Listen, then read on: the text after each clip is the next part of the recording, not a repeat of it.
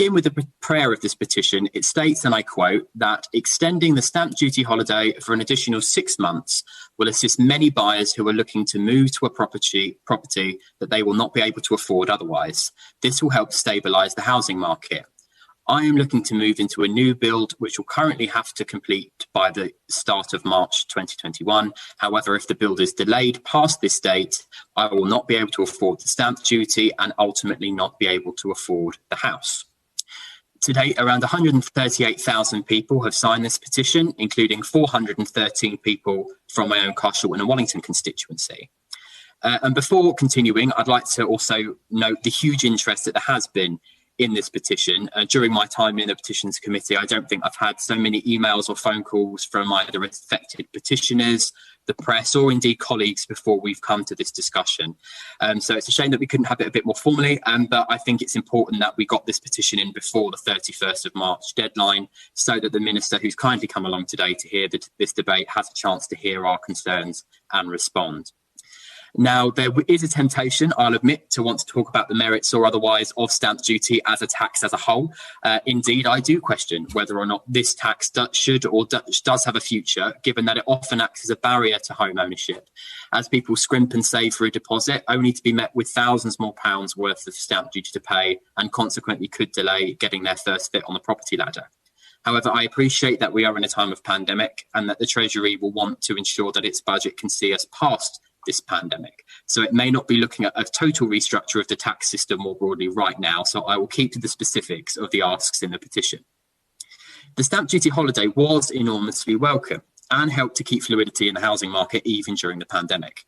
Indeed, many who have contacted me have spoken of an influx of buyers and sellers as a direct result of the stamp duty holiday.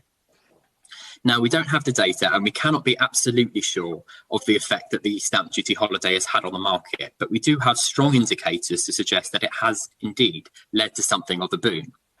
HMRC published its most recent data on monthly property transactions on the 21st of January, and the headline statistic from those was that the provisionally seasonally adjusted estimate of UK residential transactions in December 2020 was 129,400, nearly 32% higher than that time last year. The Financial Times also reported on the 4th of December, and I quote, that the UK housing boom continued to bolster the construction sector in November, despite the autumn's double-dip economic downturn, with builders reporting the fastest expansion of orders in more than 6 years. Now, of course, not all of this will solely come down to the tax holiday, but an educated guess would certainly indicate that this has helped contribute at least to confidence in the market. However, this has had a number of consequences and led to a situation where many, like those petitioners, could face out on losing on this holiday and face a hefty tax bill that they cannot afford at the end because their sales will not complete by the 31st of March. Indeed, Mr. Steele, who started this petition, tells me that he is looking at a £12,000 liability for stamp duty if this sale does not complete. This is unaffordable for him, and the sale will ultimately fall through if it is not completed. Now, the assertion has been supported by many lenders, solicitors and estate agents who have been in touch with me, and I'm sure many colleagues as well, since we announced that this debate was taking place, that due to the unprecedented demand on their services to complete transactions by the 31st of March deadline, they are unable to keep up with the demand, keep up with the pressure, and will ultimately mean that many will miss out. Indeed, one lender, Paragon, did share some really alarming statistics with me. They agreed that many prospective buyers had budgeted on the basis that they will be able to take advantage of this tax break. But Paragon's data from its customer survey that it recently showed of those in the mortgage pipeline showed that almost 2/3 of customers are dependent or have another buyer dependent somewhere else in the chain who are dependent on completion by the current deadline. The customers surveyed represent a property transaction total of nearly £1.5 billion. If prospective buyers who are dependent on completion by the 31st of March deadline find themselves unable to do so, the result will inevitably be an unprecedented volume of demand for withdrawals, disrupting chains and the wider residential purchase market on a massive scale. Again, going back to Paragon's data that they shared with me, they suggest that 51% of cases could collapse if the March deadline isn't met. However, the wider effect on the market is likely to be much higher than that, as each individual case has the potential to have a knock-on effect to others throughout the chain.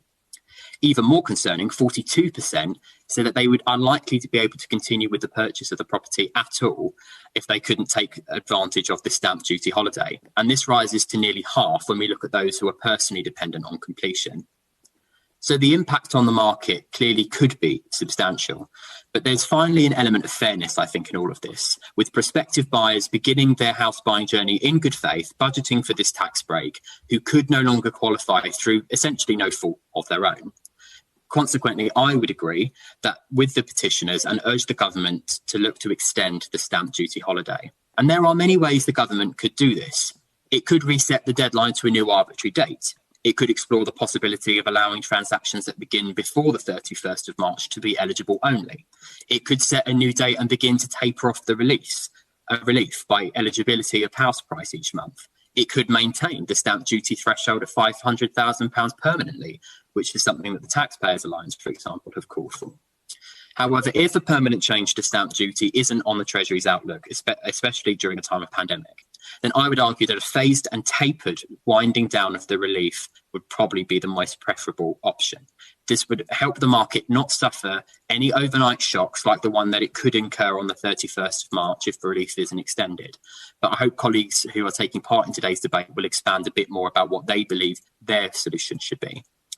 Finally, I'm grateful that the Minister has given time to come along and respond to this debate, given that it's not in a formal debate chamber this afternoon. And he is forgiven in advance for I'm sure, what he will say about waiting for the budget and market sensitivities.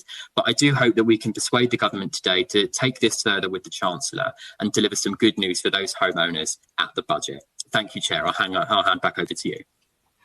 Thank you, Elliot.